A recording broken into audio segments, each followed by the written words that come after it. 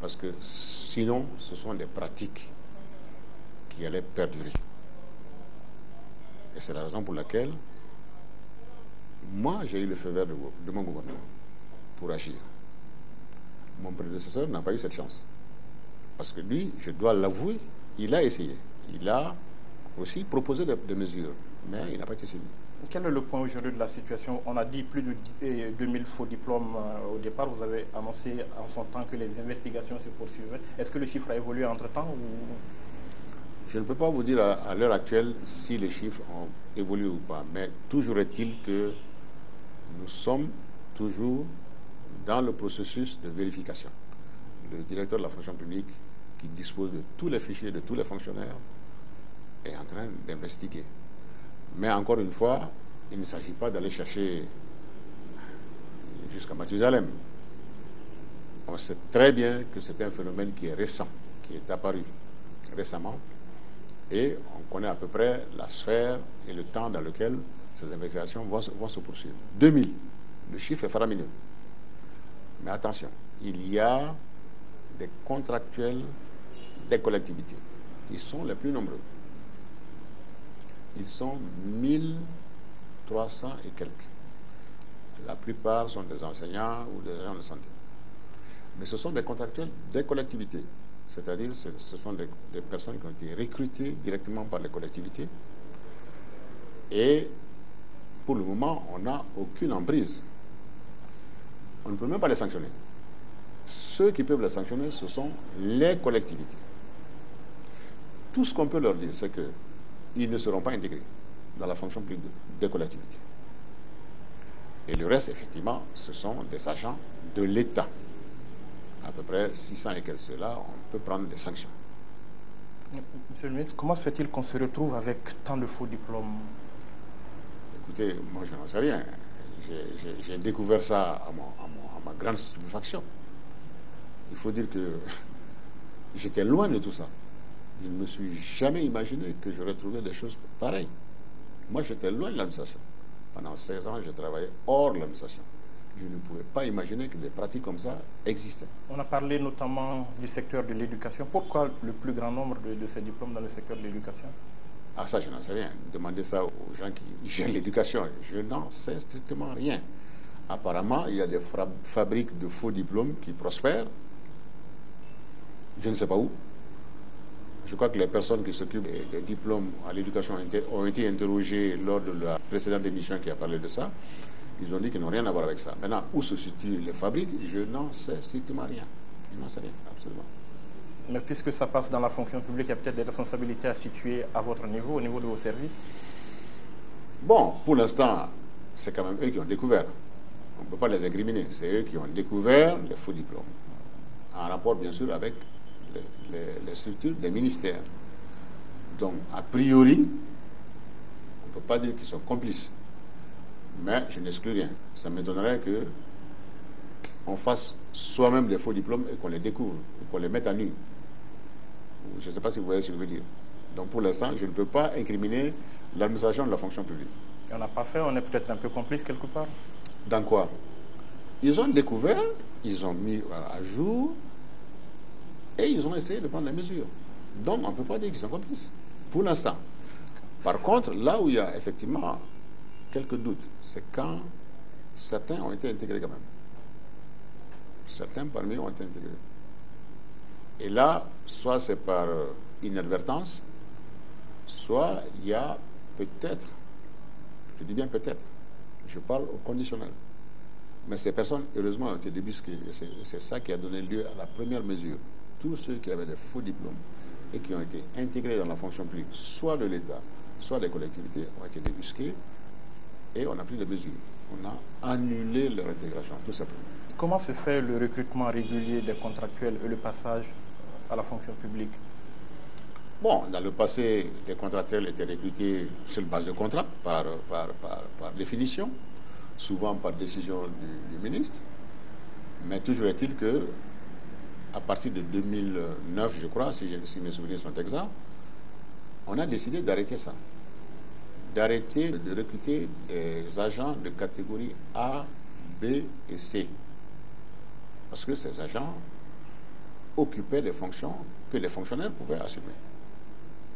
Mais comme il y avait un stock, on a décidé de faire passer tous ces agents dans le corps de fonctionnaires, dans le corps de fonctionnaires correspondant à leurs emplois, de manière à éteindre complètement cette catégorie de personnel, c'est-à-dire des contractuels des catégories A, B et C. Maintenant, il reste une catégorie de contractuels. C'est les catégories D et E qui restent contractuelles, c'est-à-dire qui occupent des emplois d'appui, des emplois normalement précaires. Ce sont des chauffeurs, des plantons, des aides magasiniers, des jardiniers, etc. Ce sont des emplois qui ne nécessitent pas de qualification, en tout cas pas de diplôme. Ce type de personnel continue à être recruté parce qu'on en a besoin. Mais, là aussi, il y a un problème parce que ce sont des personnes qui sont recrutées par décision du ministre de la fonction publique sur base de listes établies par les différents ministères. La règle d'or du recrutement dans l'administration, c'est en fonction des besoins et des moyens. Et l'administration doit recruter pour ses besoins en fonctionnaires par concours. On peut tout dire sur les concours, mais quand c'est bien organisé, quand les risques de fraude sont minimisés, c'est la voie la plus équitable. Pour ce qui est des contractuels, il y a une espèce de pouvoir discrétionnaire qui existe, et qui peut entraîner des dérives. Et malheureusement, il y a eu des dérives. Car d'avril 2011 à mars 2012, on a recruté par ce biais 5900 agents, à peu près. C'est du jamais vu. Chaque année, on recrutait aux alentours de 800 à 1000 agents contractuels. Je dis bien contractuels, c'est-à-dire des agents des catégories D et E. Mais cette année, curieusement, on s'est retrouvé avec des milliers et des milliers de gens recrutés sans tenir compte des besoins et sans tenir compte des moyens. Et ça, c'est un dossier que nous sommes en train de gérer. Et quel sort sera réservé à tous ceux qui détiennent des faux diplômes parmi ces gens? Pour l'instant, on ne parle pas de faux diplômes, on ne les a pas contrôlés. Pour eux, on n'a pas contrôlé d'abord. Donc, en principe, ils n'ont même pas de diplôme. En principe, je dis bien, parce que normalement, comme je vous l'ai dit, les catégories D et E ne nécessitent pas de diplôme. Mais tout le monde sait que parmi eux, effectivement, il y a des détenteurs de diplômes. Il y a des détenteurs de diplômes, de maîtrise, de licence, de doctorat et que sais-je encore. Ils pensent avoir ouvert la porte de sésame, si disons. Mais moi, je leur dis très clairement, ils se sont trompés de porte. La seule porte d'entrée dans la fonction publique pour les agents de leur niveau, c'est le concours. Pour être fonctionnaire des catégories A, B et C, il faut passer par les concours. Ceux qui ont choisi d'intégrer par la porte des contractuels se sont trompés de porte. Parce que c'est comme s'ils ont oublié, c'est comme s'ils ont fait fi de leur diplôme. C'est une voie sans issue pour eux. Je veux le dire très clairement.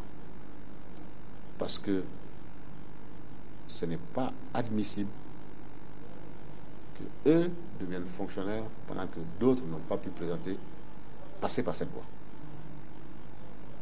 C'est une règle d'équité. C'est aussi conforme aux lois et règlements qui existent aujourd'hui, qui font que quand vous êtes catégorie D et E, vous ne pouvez plus prétendre à devenir fonctionnaire des catégories A, B et C. C'est inscrit dans les lois et dans les règlements. On sait que le dossier s'étouffe très rapidement au Mali en fonction des acteurs qui sont concernés. Est-ce que vous avez carte blanche, encore une fois, pour gérer ce dossier? Un ministre a toujours carte blanche, à la limite de sa mission. Bien sûr. Mais évidemment, il y a bien sûr les aspects sociaux qu'il faut prendre en considération. Justement, est-ce que vous êtes en phase avec les acteurs sociaux dans la gestion de ces dossiers précisément? Ah, pour ce qui concerne les faux diplômes, les syndicats sont complètement impliqués dans le processus d'intégration, notamment l'UNTM. Ils ont participé de bout en bout. Et ils sont informés régulièrement de l'avancement du dossier. Et même les décisions qui ont été prises ont été mises d'abord à leur connaissance. Et ils n'ont formulé aucune objection. Quelle place, Monsieur le ministre, est-ce que vous accordez au dialogue social dans ce contexte de crise que vit le pays? Bien sûr, le dialogue social est une chose très importante dans la situation actuelle dans laquelle nous vivons. D'abord, c'est la mission du ministre de la fonction publique d'animer le dialogue social. Le dialogue social, c'est avec les partenaires, les travailleurs, les employeurs et l'État. Bien sûr, c'est une mission que le ministre de la fonction publique partage avec le ministre du Travail. Et dès notre entrée en fonction, accompagné du ministre du Travail, nous sommes allés rendre visite à toutes les centrales syndicales. Et nous leur avons exposé la situation dans laquelle se trouve le pays. Et tous, unanimement, nous ont dit, nous savons, nous sommes dans ce pays, nous sommes des citoyens de ce pays, nous connaissons les réalités du pays. Et tous nous ont dit, nous n'allons pas, disons, faire de la surenchère dans un contexte de crise. Maintenant, nous sommes, bien sûr, dans le dialogue. Ils ont leurs doléances. Ils ont des doléances qui ont été accordées par le gouvernement précédent.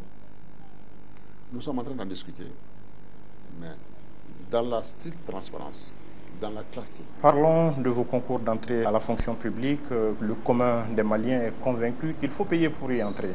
Vrai ou faux? Peut-être qu'est-ce que vous ferez pour changer cette image? Moi aussi, j'ai entendu ça. Mais j'ai entendu aussi que beaucoup de gens payent et n'ont pas gain de cause. Donc, vrai ou faux, je n'en sais strictement rien. Ce que je sais, c'est que je vais tout faire pour que les prochains concours soient organisés dans la stricte transparence. J'ai fait recruter par appel à candidature un directeur du Centre national des concours de la fonction publique. Et il a été recruté sur base d'un engagement de sa part, faire en sorte de réduire tous les risques de fraude dans l'organisation des concours d'entrée de la fonction publique. Maintenant, que les gens se laissent abuser, à mon avis, ça ne m'étonne pas. Il ne s'agit pas de fraude, appelons les choses par leur nom, il s'agit de Je n'en sais strictement rien. Je n'ai pas de preuve que les gens ont payé, mais j'entends que les gens ont payé. Je n'ai pas de preuve que quand on paye, on obtient le sésame. Je n'ai aucune preuve de ça. Je sais une chose, c'est que beaucoup de gens ont payé et ils n'ont pas eu gain de cause. J'ai entendu ça aussi. Alors, ce que je peux donner comme message, c'est qu'il faut arrêter de payer. Il faut arrêter de payer parce que payer, c'est de la corruption. Le corrupteur et le corrompu sont tous passibles de la justice, sont tous susceptibles d'être poursuivis. Il faut arrêter avec ça. Il faut laisser les enfants compétir. L'administration doit recruter selon ses besoins et ses moyens. L'administration doit recruter les meilleurs. Il faut laisser la compétition se dérouler normalement. Si vous avez des millions, gardez-les. Gardez-les, faites autre chose avec.